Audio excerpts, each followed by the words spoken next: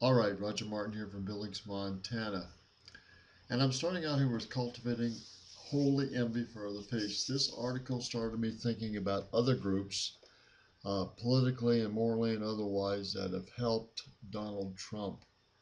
Um, they go up here, and this blog begins with, "We aren't God's only people." And this is speaking to LDS members. And this is a Samuel H. Bishop, or Hyslop, excuse me, Hyslop, Samuel B.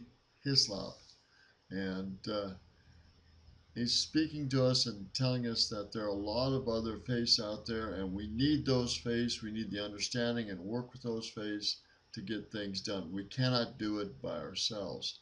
Now, that's the same truth in the political realm. Uh, we look at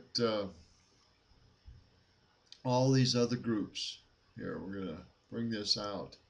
Uh, D'Souza was made several movies. He made the Hillary 2016 and showed how the Democratic Party really had some gangsters in it and really had some tough people in it trying to take over America. And corporately, they almost did it. But he is challenging in this video, he is challenging Christians to get out and to vote. Do a quick take of this. Does the thoughtful Christian, what does the person who recognizes that Hillary is bad news, but nevertheless has a sense of dignity, of decency, of self-worth, do in this bizarre situation? How do you handle the situation with Hillary when her opponent has his own flaws? What do you do? What do you do? You are kind of in the position of the abolitionists of the 19th century, who were the only people who were pure-hearted about slavery. The abolitionists believed that slavery was inherently evil and should be stopped now. And the abolitionists even today are like lamps of beacons of moral inspiration. But it's also true when we look back that the abolitionists politically were completely ineffective. The abolitionists by themselves could accomplish nothing and did accomplish nothing. Now, that's an important point. Being a beacon is something else, but getting involved and making something happen, that's what he's telling these Christian people to do. And he challenges them. He says, I can't vote, but you can. Get out and make a difference. There was 12 million or better Christians that did not vote in 2012. They have no excuse. Everything's on the line. Get out and vote. Now, he wasn't the only group. There were many people. Uh, Trey Gowdy and this other guy here, this congressman here from Utah, got on Hillary and got on the FBI directors and other people. They stood up when a lot of people didn't. And their hats need to be off to them. Our hats need to be off to them. They did tremendous things, and they still are going to do tremendous things. This is one reason I don't believe in term limits. These good people need to be in here as long as they can. The ones that are not doing an effective job need to be replaced by ones that will. So that's why I don't believe in term limits. Now, let's go to a past CIA director. Uh, we almost had a corporate coup, and this guy talks very bluntly about this. 2016, Hillary and Bill Clinton and their entourage of assistants effected a civilian coup. In contrast to the usual concept of a coup where the military is involved and takes over the White House and communication centers, very much like the scenarios you see in a movie, this coup was done silently and very effectively through two methods: corruption and co-optation.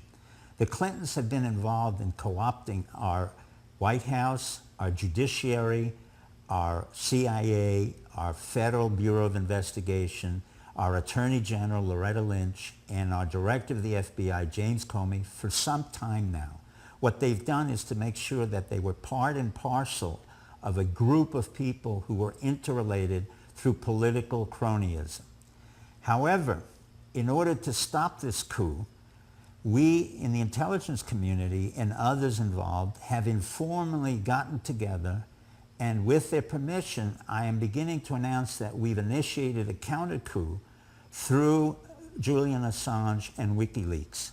What has happened in effect when Comey had to open up the case of Hillary Clinton and discuss the emails that were involved with the Anthony Weiner case, it was not the case itself that was as important as the fact that this was the entree for many of us in the counter coup to say to the administration, we have your number. Not only do we have your number, we're going to stop you from making Hillary the President of the United States. And at the same time, we will convict and indict the President of the United States, Loretta Lynch, and many others who were involved in the cover-up of the massive corruption that occurred under the Clinton Foundation. Now, in both cases, their coup was silent, and our counter-coup was silent, and it was all transgressed or occurred on the internet. And this is probably the first time in the history of any country where a coup was initiated through the internet and a counter coup was initiated through the internet. I am just a small part of something far bigger than myself. It was the brave men and women who were in the FBI, the CIA, the Director of Intelligence, the military intelligence, and men and women in 15 other intelligence organizations who were sick and tired of seeing this corruption in the White House, in the Justice Department, and in the intelligence system. And we decided that there was something we had to do in order to save the Republic. Now, I can't state any better than what he's done here, but we almost had a corporation coup, and we would have had Middle East people through that corporation directing President Hillary how to lead and guide and control this country inside and externally and administration-wise. That's how close we came to losing it all. Had not this WikiLeaks got this information through our intelligence agencies, and had they not pushed back, I'm afraid we may have lost this. This was how close this was. They weren't alone. There were many groups that were fighting Trump and his team, and on both sides, this was horrific. Both Republicans and Democrats were fighting Trump and were from the beginning. So it shows you that this opposition was administratively pushed through Obama and through Clinton and through other individuals, both on the Democratic and the Republican side. We really had a tough time this year, and it was imperative that we win. Anyhow,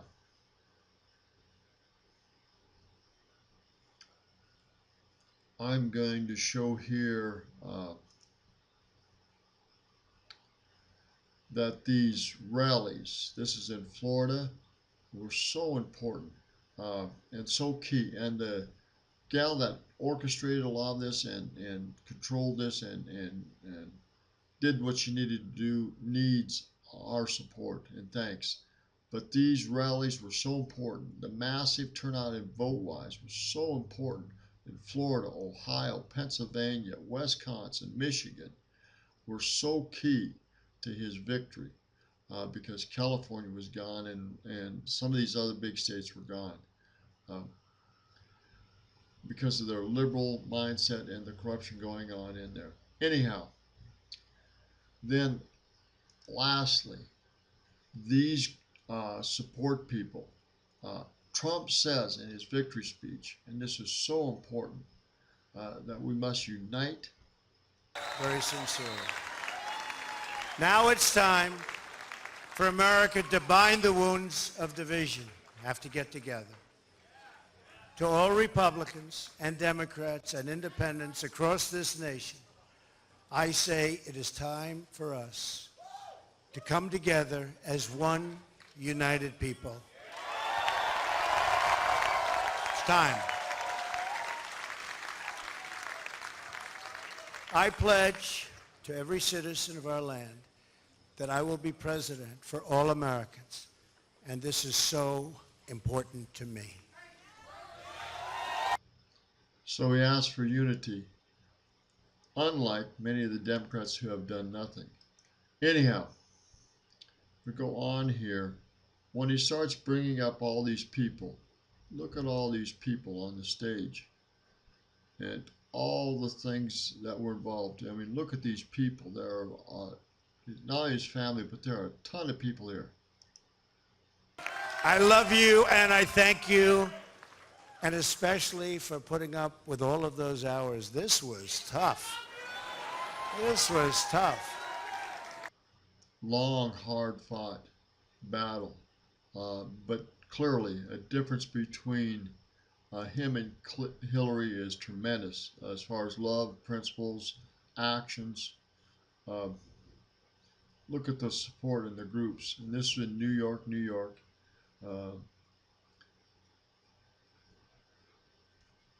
Let's get to the group here. I'd have that big, beautiful bronze bus at the track at Belmont. But I'll tell you, Reince is really a star. And he is the hardest working guy. And in a certain way, I did this. Reince, come up here. Where is Reince? Get over here, Reince. Boy, oh. He starts, Trump starts honoring those people that were so important in his victory. Now, I never knew all these people involved, but there are a lot of people involved in this. Boy, oh boy. It's about time you did this, Reince. Huh? My guy. Yeah, say a few words. Come on. Say something. Ladies and gentlemen, the next president of the United States, Donald Trump. Thank you. It's been an honor. God bless. Thank God. Amazing guy. Our partnership with the RNC was so important to the success and what we've done. So I also have to say I've gotten to know some incredible people, the Secret Service people.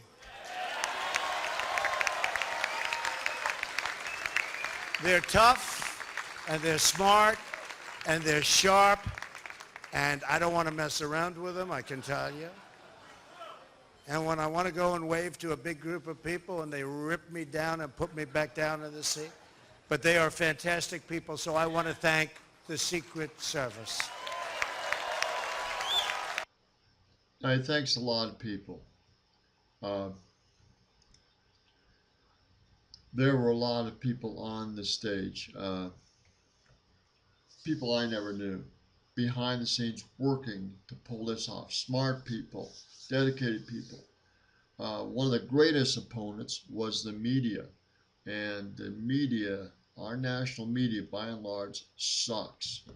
Even Fox sometimes sucks, and they need to be put in their place. Their propaganda, their lies, their skews on things, their selective news, it sucks.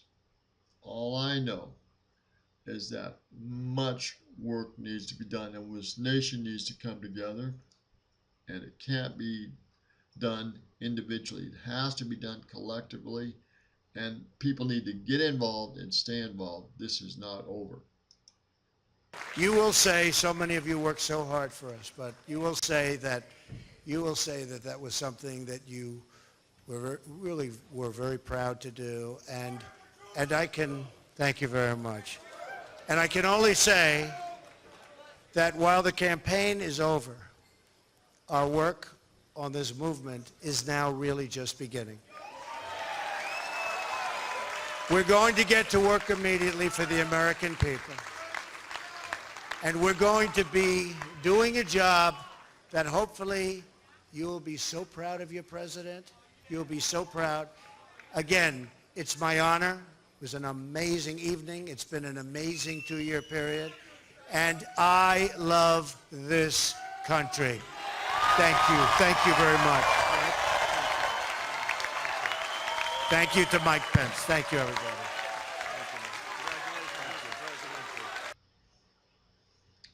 All right, we're going to end it here.